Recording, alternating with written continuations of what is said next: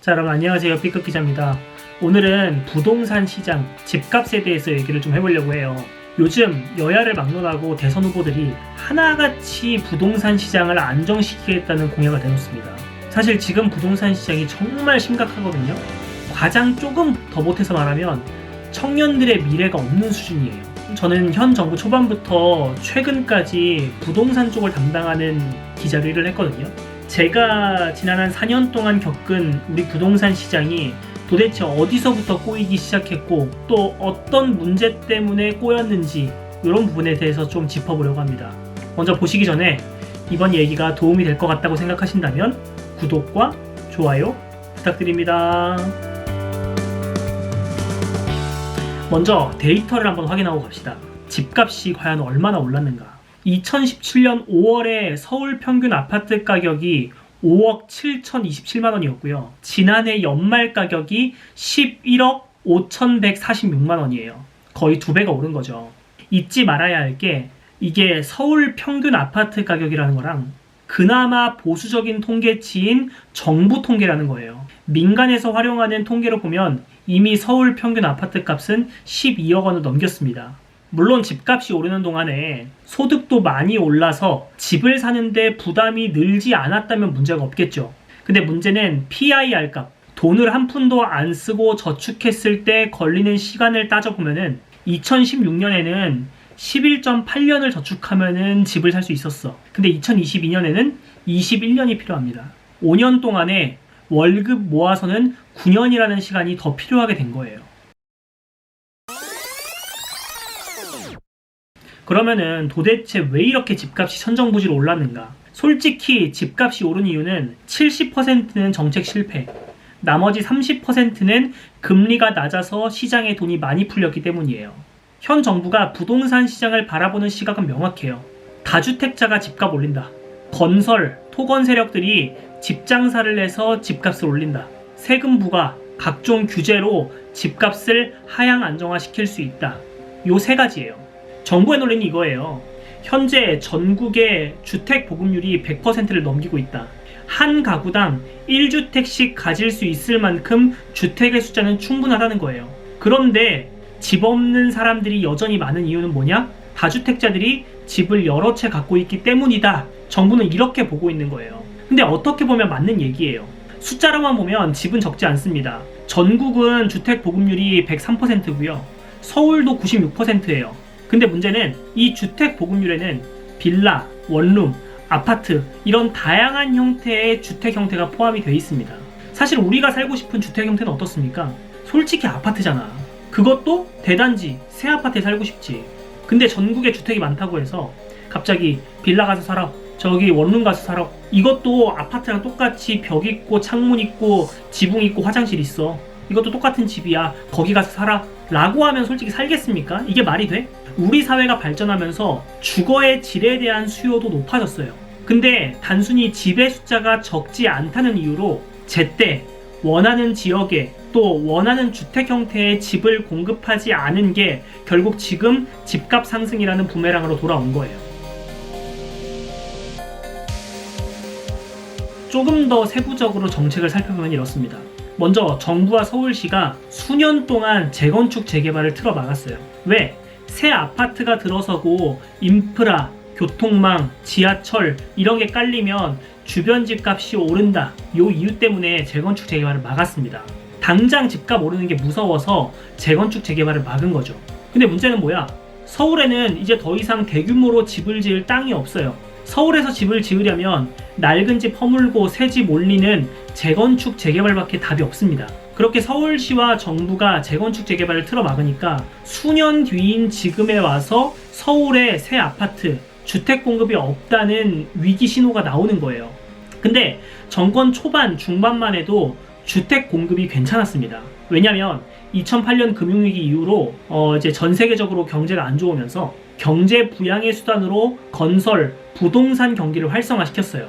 그러니까 과거 10여 년 동안 주택 공급을 많이 하도록 인허가를 많이 해준 게 현 정부 초반, 현 정부 중반에 주택 공급이 많이 이루어졌던 거죠. 정권 초중반에 의아하기 시작한 거야. 주택 공급 숫자는 적지 않은데 집값이 도대체 왜 오를까? 사실 답은 간단하거든요. 시장은 정부 생각보다 빠르게 움직입니다. 현 정부 초반에 공급이 많은 거는 과거 정부에서 인허가를 많이 해줬기 때문이야. 근데 지금 서울에서 재건축 재개발을 맡고 있어.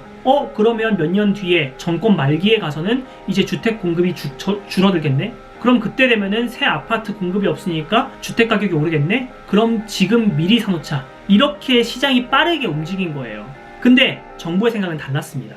여전히 다주택자와 건설업자들이 집값을 올리고 있다고 생각을 한 거예요. 그래서 내놓은 게 뭐냐? 분양가 상한제라는 제도입니다.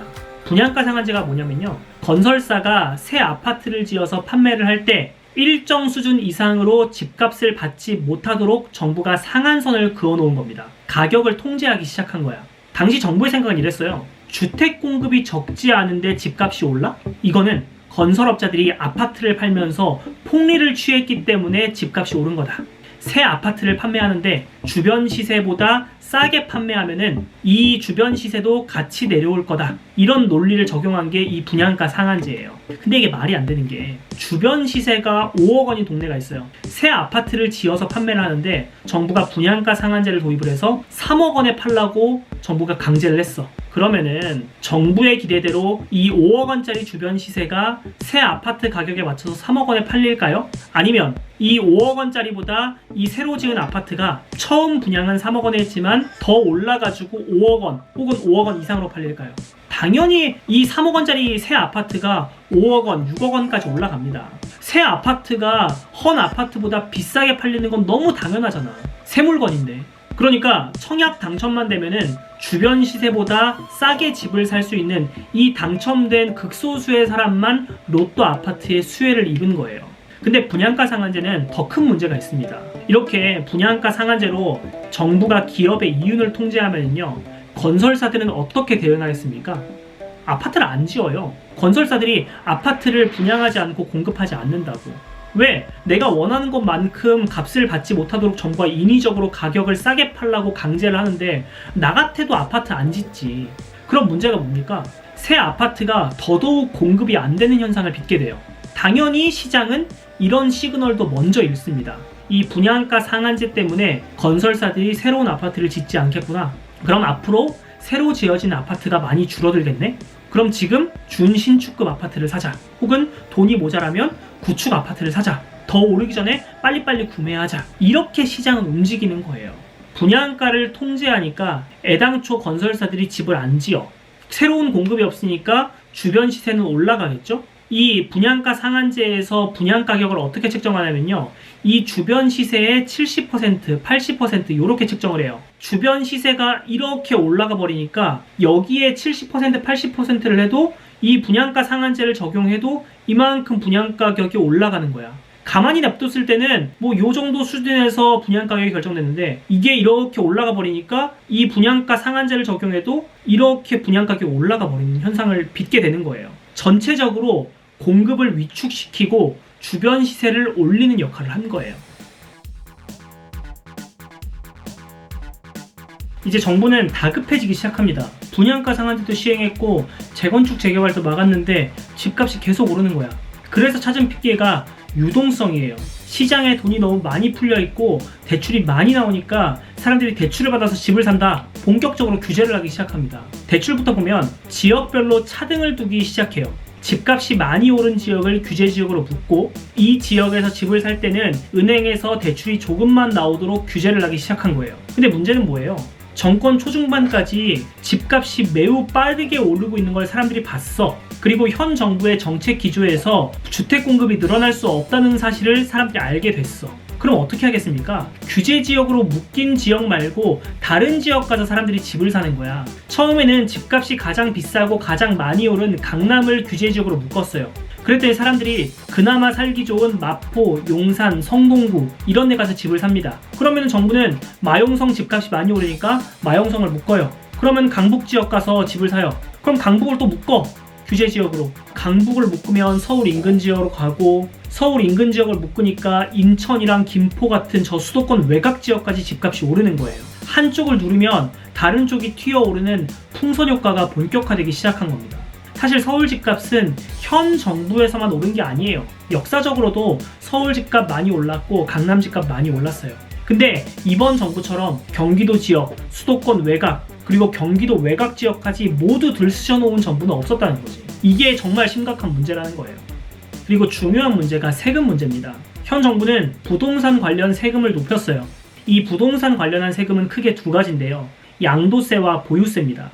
먼저 보유세는 집을 가지고 있는 사람이 매년 고지서를 통해서 받는 세금이에요. 집을 보유하고 있을 때 받는 세금. 그리고 양도세는 뭐냐면요. 내가 집을 팔 때 내가 그 집으로 얻은 이익의 일부를 세금으로 내는 거예요. 그러니까 팔 때 발생하는 거래세라는 거죠. 사실 부동산 관련해서 세금을 올릴 거면 둘 중에 하나만 해야 됩니다. 보유세를 비싸게 할 거면 양도세는 싸게 해서 집을 팔도록 해야 되는 거고, 양도세를 비싸게 할 거면 보유세는 낮춰서 집을 보유하는 부담은 줄여야 돼요. 이게 너무 당연하잖아. 근데 문제는 정부가 보유세도 올리고 양도세도 올립니다. 왜? 집값이 올라서 너무 다급하니까. 특히 양도세가 문제인데요. 지금 양도세는 최고 80%까지 부과가 됩니다. 가령 여러분이 집을 갖고 있는데 1억 원짜리 집이 11억 원이 됐어. 10억이 올랐잖아. 근데 이 집을 팔면 차익 10억 원의 80%인 8억 원을 세금으로 떼가요. 여러분 같으면 집으로 10억 벌었는데 2억만 먹어. 나머지 8억은 세금으로 가져갈게. 이러면 집 팔고 싶습니까? 절대 안 판다고. 안 팔고 이 집을 전세로 돌린다고. 양도세 정책이 수정이 될 수가 있으니까. 당연히 버티기에 들어간 거예요. 그러니까 정부는 보유세도 올립니다. 안 팔고 버텨? 그럼 매년 부과되는 세금 올릴 거야? 이렇게 협박을 하는 거야. 근데 걱정할 필요가 없어요. 왜 걱정할 필요가 없냐? 그렇게 올라간 세금 고지서는 어떻게 할까요? 내가 순수하게 부담할까? 전세 세입자의 전세값을 올려받아서 부담을 하거나 월세 세입자의 월세를 올려받아서 그걸 모아가지고 세금을 낸다고. 높아진 세금은 전세값, 월세값으로 전가가 되게 돼 있어요. 그래서 전세값이 높아지죠. 근데 이 전세값이 이렇게 올라가면 어떻게 돼요? 이 전세값을 발판으로 집값도 올라가는 거예요. 무한 루프가 되는 거지. 집을 갖고 있는 사람은 집을 팔고 싶어도 양도세를 너무 많이 떼가니까 못 팔아. 집을 갖고 있으려는 사람은 보유세를 높이 받아서 보유하는 것도 힘들어. 집을 사려는 사람은 대출이 안 나와서 집을 못 사. 그 와중에 정부가 더 많이 부과한 보유세는 이 무주택자들한테 더 전세값이 높아지면서 부담으로 작용을 해. 집을 여러 채 가진 사람, 집을 한 채 가진 사람, 무주택자 모두가 힘든 상황을 초래한 거예요. 근데 지금까지 한 얘기가 과연 다주택자의 잘못일까요? 전 집이 없지만 그렇게 생각하진 않거든요. 다주택자가 없으면 무주택자에게 집을 빌려줄 전세 공급원이 사라지는 거예요. 정부는 계속 말합니다. 집은 사고 파는 개념보다는 거주의 목적이다. 근데 이 논리라면은 집값이랑 전세값은 같아야 돼요. 단순 거주 공간이면은 집을 왜 사? 전세로 살지. 세금도 안 내는데. 오히려 전세값이 매매값보다 비싸야 돼요. 부동산은 자산입니다. 집을 산 사람들이 혹은 집을 여러 채 가지고 있는 사람들이 적당히 이윤 추구를 하고 빠져나올 수 있도록 유인을 해야 돼요. 집을 사서 전세를 돌리는 동안에 집값이 조금 오르고 이거 판매한 돈 그리고 내가 저금한 돈을 다 모아가지고 더 좋은 지역, 더 넓은 집에 가서 살고 싶어 하고 이거는 너무나 당연한 사람들의 욕구예요. 근데 지금은 이런 과정이 꽁꽁 막혀 있습니다. 집으로 이만큼 벌었으면 충분해. 이제 팔아야지. 이런 생각이 들도록 유인을 해야 되는데 다주택자는 죄인이니까 응징해야 돼. 집값을 크게 떨어뜨려가지고 다주택자를 피눈물 나게 해봐야 돼. 이런 접근으로 시작을 하니까 다주택자는 버티기를 하고 집값은 올라가고 세금도 마찬가지로 올라가고 다주택자도 힘들고 무주택자도 전세값 올라서 힘든 이런 상황이 빚어지는 거예요. 이제 와서 되돌이켜보면은 부동산 관련 세금을 더 높게 받기 위해서 의도적으로 집값을 올린 게 아닌가라는 생각이 들 정도라는 거죠.